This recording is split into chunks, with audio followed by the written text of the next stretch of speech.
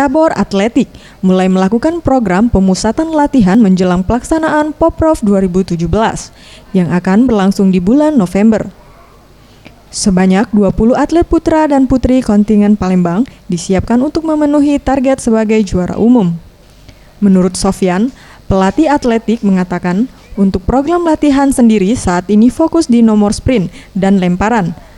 Hal ini dilakukan guna meningkatkan stamina para atlet yang disiapkan. Sebagian atlet yang diandalkan memperoleh medali telah melakukan pemusatan latihan di daerah Bandung.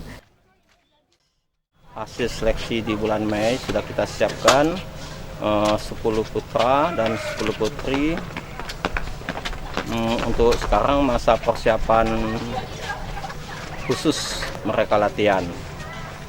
Dan juga anak-anak yang latihan ada di Palembang, ada juga di Bandung dan di Sementara itu, Ahmad Fikri, salah satu atlet yang ikut dalam ajang Poprov, mengaku siap untuk bertanding dan memberikan hasil terbaik.